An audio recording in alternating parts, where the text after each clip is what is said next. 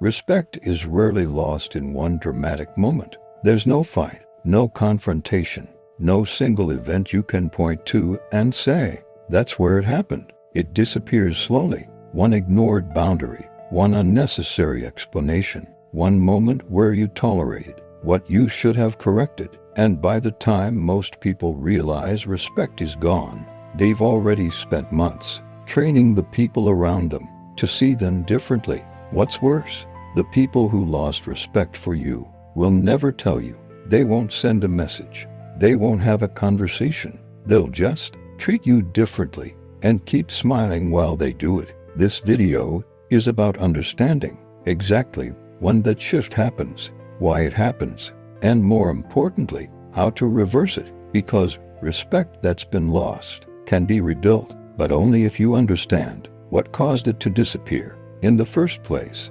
The first sign respect is leaving is almost invisible. Think about the last meeting you were in.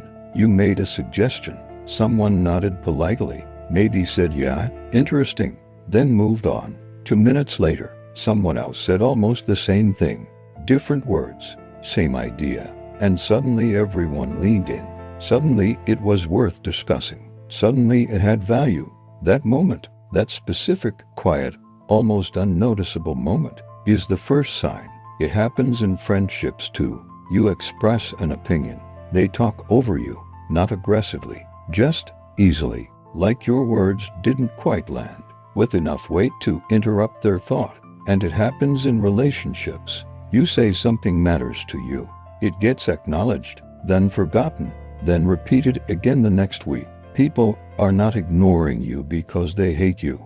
They're ignoring you because they've learned through experience with you that dismissing you carries no consequences.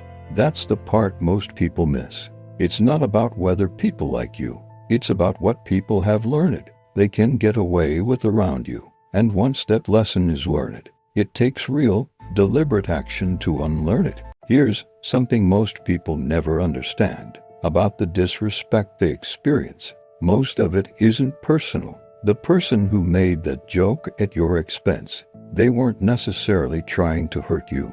The colleague who interrupted you mid-sentence, they weren't planning it. The friend who casually canceled on you for the 3rd time this month, they probably didn't even think twice about it because they didn't need to. Here's the truth about human behavior that changes everything once you understand it. People are constantly, unconsciously, running tests on the people around them. Every joke is a test. Every interruption is a test. Every small act of disrespect is a test, not a malicious test, a social one. They are trying to discover your standards. They are trying to understand, how far can I go with this person? What do they accept? What do they correct? What makes them uncomfortable? And what do they just let slide? This is how human beings have always operated. We scan each other constantly for information about who is safe to push and who is not. The problem is, most people fail these tests without realizing the test was even happening. You laugh nervously at the joke. Test result, humor at their expense is acceptable. You don't address the interruption. Test result, their words matter more than yours. You accept the canceled plan without comment. Test result, your time is flexible on demand. None of these results were announced. None of them were discussed. They were simply filed away, quietly, permanently. And the person running the test didn't even know they were running it. That's what makes this so difficult to catch and so important to understand. Most people who struggle with respect are actually very well liked. Think about that for a second. They're warm, they're generous, they're the person who always shows up, always helps, always accommodates, always makes sure everyone around them is comfortable, even at their own expense. And people like them enormously. But liking someone and respecting someone are not the same thing, and confusing the two is where most people's respect problems begin. Here's what actually happens. Think about a specific person at work, someone who never gets interrupted in meetings. Not the most senior person in the room, not the loudest, not the most aggressive, just someone who early on, when someone talked over them, stopped, looked at the person calmly, and said simply, "I wasn't finished." No anger, no drama, no long explanation, just 3 words delivered with complete certainty. And everyone in that room filed it away immediately. This person has standards, and standards cost people something to violate. Compare that to the person who everyone loves at the office, who brings in food on Fridays, who always volunteers, who laughs along when jokes are made at their expense, who never makes anyone uncomfortable. Everyone likes that person, but does everyone respect them? Watch what happens when they make a suggestion. Watch whether people interrupt them. Watch whether their opinion changes the room.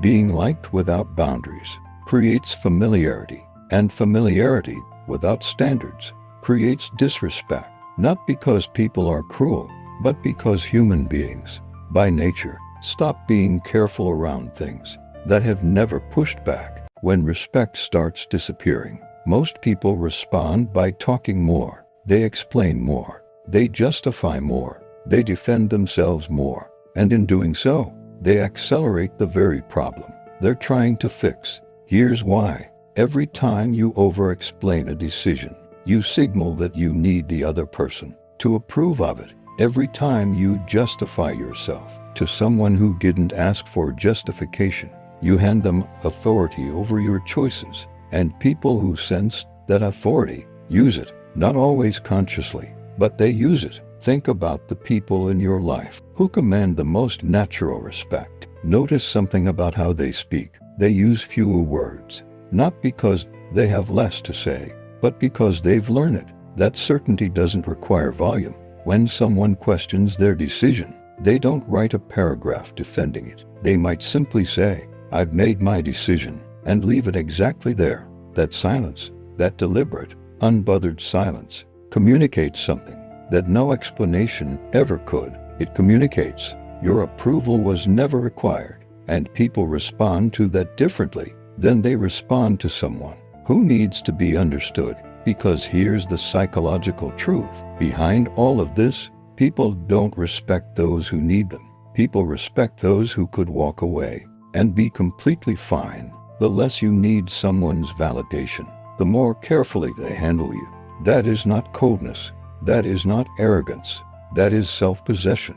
And it is one of the rarest things a person can carry into a room. There's a reason certain people almost never get disrespected. It's not their size.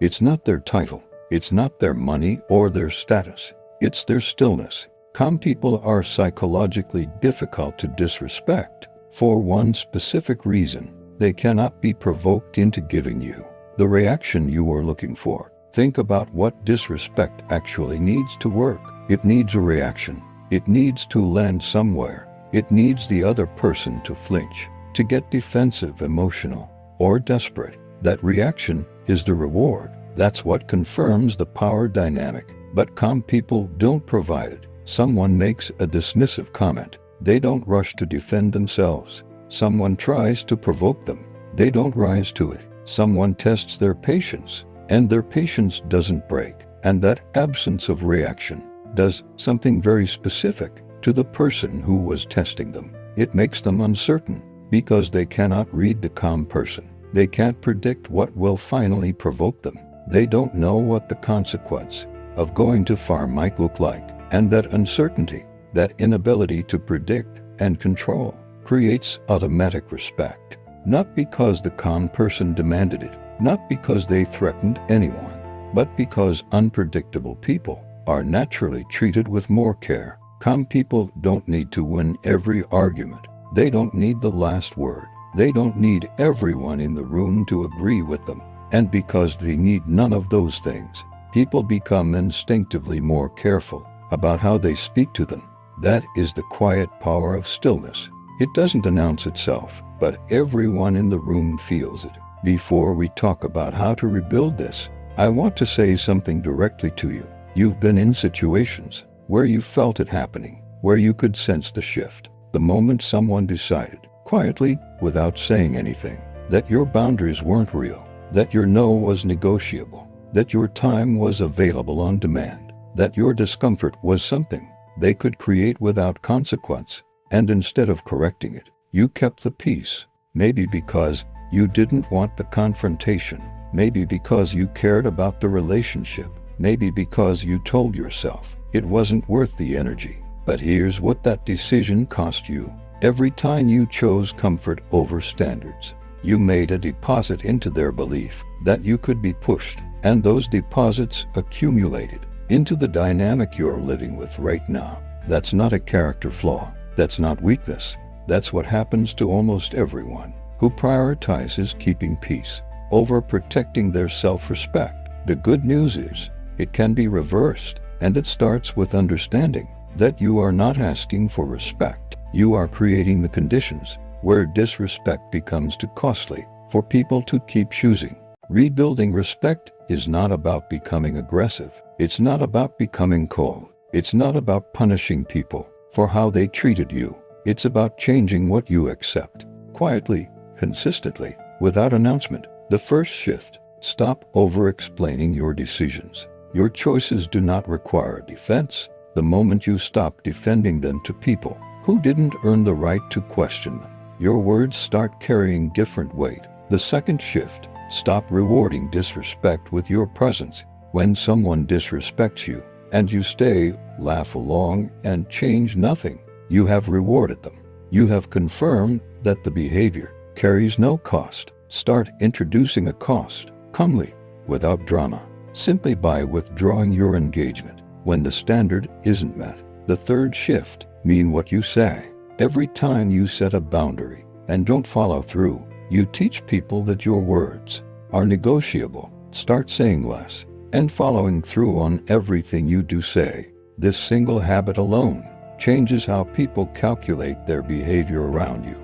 The fourth shift: become genuinely comfortable with disapproval. This is the hardest one, because most people's respect problems begin with needing to be liked. The moment you stop needing approval, you stop making the compromises that erode respect over time. People feel that independence, real independence, is one of the most compelling things a person can carry. None of these changes are dramatic. None of them require a confrontation. They simply require you to decide, quietly, internally, permanently, that your standards are real. And once that decision is made and held, the people around you will feel it before you ever say a word. The truth is, people don't respect you because you are nice. They respect you because your standards are clear. Not because you're aggressive, not because you're difficult, but because they have learned through experience with you that there are things you simply will not accept, and that knowledge changes everything. The moment people realize your boundaries are real, their behavior changes, not because you demanded it, but because they can feel the cost of continuing to ignore it. That's when respect returns, not with an announcement, not with a conversation, just quietly, the way it left.